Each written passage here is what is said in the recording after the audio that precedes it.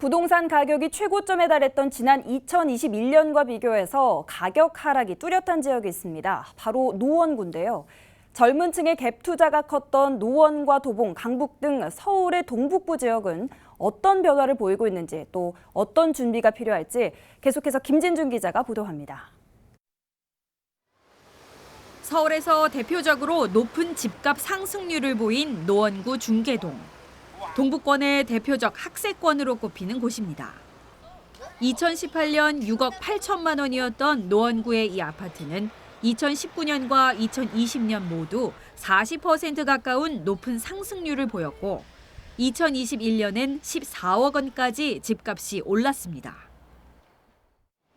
학세권이라는 조건을 더해 재개발과 동북선 경전철 착공이라는 개발 호재를 맞으면서 가파른 상승 곡선을 그리던 이 지역의 집값은 2021년 최고점을 찍었다가 지난해부터 하향 곡선을 그리고 있습니다. 노원에 거주하면서 집값 변동을 크게 느낀 이지아 씨.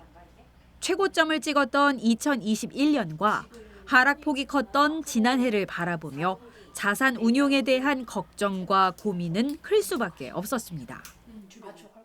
집값이 많이 변동된다는 것 자체가 불안하죠. 심적으로. 그 고점을 찍고 이제 막 하락을 할 때 정말 분위기가 약간 뒤숭숭하기도 했어요. 왜냐하면 금리 인상이 너무 급격하게 진행되면서 실제로 제 주변에서도 정말 급매로 이제 집을 팔고 이제 가시는 분도 어느 정도 봤고. 한국부동산원 자료를 보면 지난 한 해 서울 25개 자치구 중 아파트 값이 가장 큰 폭으로 하락한 곳은 12% 내린 노원구였습니다. 도봉구, 성북구, 강북구가 그 뒤를 이었습니다. 20, 40대 영끌 매수가 성행했던 노원, 도봉, 강북 지역의 하락폭이 가장 컸습니다. 실거래가에서도 하락세는 도드라졌습니다. 노원구 상계동의 전용 면적 41제곱미터의 B아파트는 지난해 12월 3억 9,500만 원에 거래돼 최고가를 보였던 지난해 1월보다 1억 9천만 원이 빠졌습니다. 올해부터 소폭 상승하며 4억 원대까지 왔지만 2020년 수준입니다.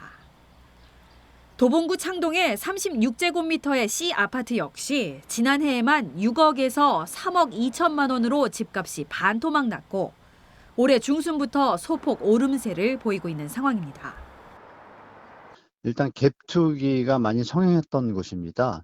그러나 요즘 들어서 주택가격이 하방 압력을 받고 그리고 금리가 상승을 하다 보니까 갭 투자한 분들 입장에서는 자금 압박을 받게 되겠죠. 그것이 이제 실제 시장에 매매 물량 급증으로 나타나고 있습니다. 반면에 또 거래량은 또 많이 저점으로 내려왔을 때는 거래량이 좀 붙었다가 지금 다시 어느 정도 회복을 하니까 수요자들이 외면하는 가격대에 올라왔거든요. 그 얘기는 뭐냐면 역시 가격이 조정되는 방향으로 흘러갈 수밖에 없는 시장 환경이다라고 보시는 게 좋을 것 같습니다. 올해 들어 서울의 아파트 거래량은 조금씩 회복 기미를 보이고 있습니다. 고금리가 계속될 것이라는 예상 속 전문가들은 서울 지역 내에서도 하락세가 나오고 있다고 말합니다. 그 여파가 노도강으로 영향을 미치고 강남북 간 집값 양극화는 더 심화될 것으로 보고 있습니다. 오른다 하더라도 강남에 이제 신축 아파트라든가 이제 재건축 단지들 그런 쪽은 아직도 수요들이 꽤 있어요. 그러니까 거기는 조금 어떻게든 오르겠죠. 근데 실수요자들이 지금 특례보금자리론도 9억에서 6억으로 낮췄거든요. 그러니까 서울에 6억짜리 집이 어딨냐? 그게 물론 노동 쪽에는 있기는 있는데 과연 그 사람들이 그렇게 대출받아서 살까?